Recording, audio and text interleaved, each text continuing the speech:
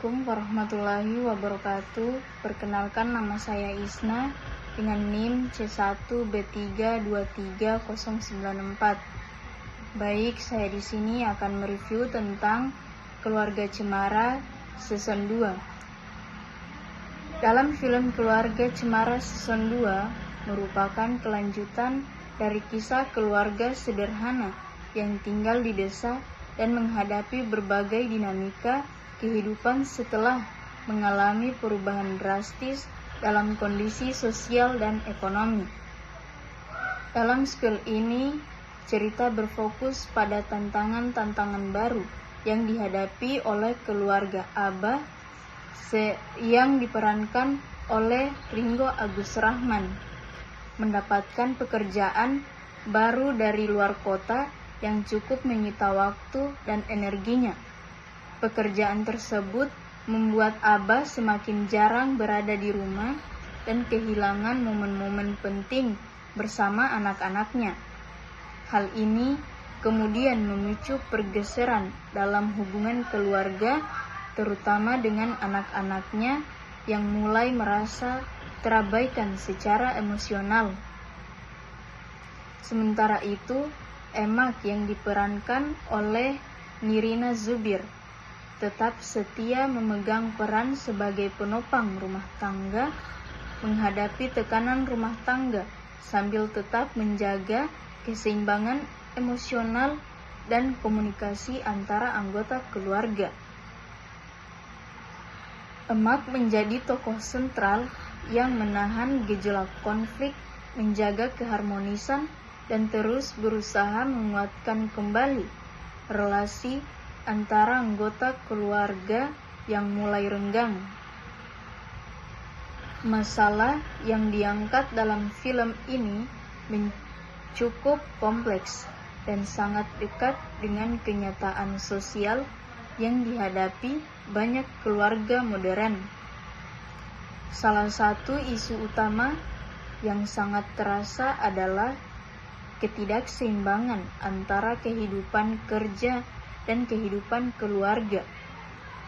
Ketika Abah lebih banyak fokus pada pekerjaannya, secara tidak langsung ia mengabaikan kehadirannya sebagai ayah dalam kehidupan anak-anaknya. Situasi ini memunculkan kekecewaan terutama dari Ara yang diperankan oleh Widuri Putri Sasono, anak tengah yang merasa semakin kehilangan perhatian dari sosok ayahnya. Perasaan diabaikan tersebut akhirnya memuncak ketika Abah tidak menepati janjinya kepada Ara, hingga Ara merasa sangat kecewa dan memutuskan untuk kabur dari rumah bersama sahabat barunya Ariel. Ini menunjukkan bahwa janji yang tidak ditepati meskipun terlihat sepele oleh orang dewasa bisa memiliki dampak emosional yang besar bagi anak-anak. Isu lain yang juga diangkat dalam film ini adalah tentang komunikasi lintas generasi yang seringkali terhambat. Ius yang diperankan oleh Adisti Zara sebagai anak sulung yang mulai beranjak remaja, menghadapi tantangan masa pubertas dan perubahan dalam cara pandangannya terhadap keluarga. Ia mulai membutuhkan ruangan, kemandirian, serta pengakuan sebagai individu yang sedang bertumbuh. Konflik batin yang dialami Ius pun memperhatikan bahwa anak remaja membutuhkan ruang aman untuk berdialog, didengar, dan dihargai pendapatnya. Hal ini semakin menegaskan bahwa pola komunikasi yang sehat dan empati dalam keluarga sangat penting agar setiap anggota merasa dihargai dan dimengerti. Sistem moral yang dibangun dalam film ini sangat kuat dan relevan dengan kehidupan masyarakat saat ini. Nilai-nilai seperti tanggung jawab, kesabaran, menepati janji, empati, solidaritas, dan kasih sayang menjadi benang merah dari keseluruhan cerita. Film ini mengajak penonton untuk memahami bahwa keluarga bukan hanya sekedar ikatan darah, melainkan juga tentang komitmen, keterbukaan, dan saling memahami dalam setiap kondisi. Ketika setiap anggota keluarga menjalankan perannya dengan jujur dan penuh cinta, maka krisis apapun dapat dihadapi bersama-sama. Kehangatan, kebersamaan, dan nilai gotong royong dalam keluarga menjadi kekuatan utama dalam membangun ketahanan sosial keluarga.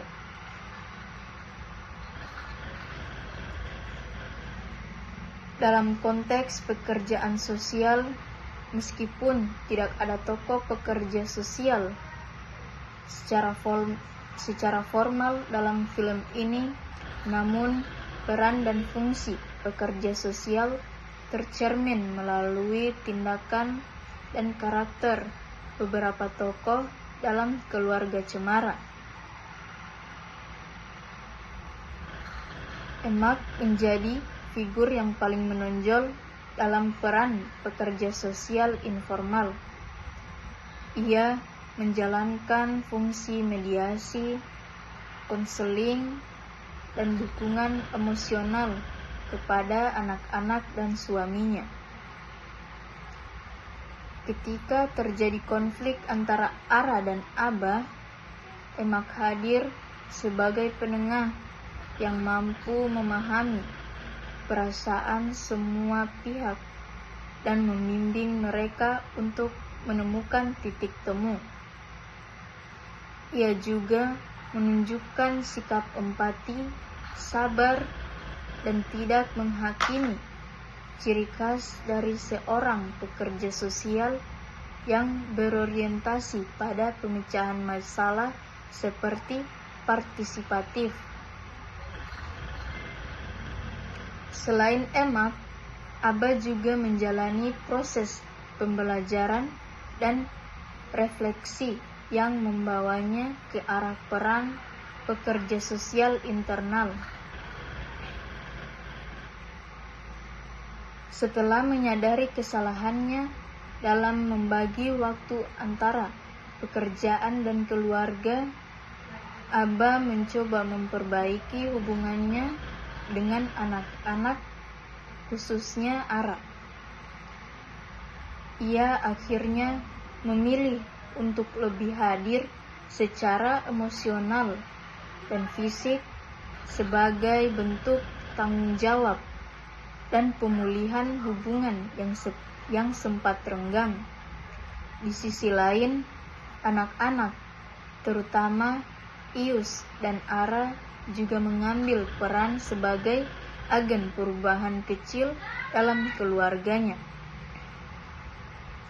Agen perubahan kecil dalam keluarga, mereka mengajarkan pentingnya komunikasi, keberanian menyampaikan perasaan, dan bagaimana mencari solusi melalui dialog yang jujur. Kesimpulannya, Keluarga Cemara season 2 ini adalah film yang sangat kaya akan pesan moral dan nilai-nilai kehidupan yang penting bagi pembentukan karakter dan hubungan sosial dalam keluarga.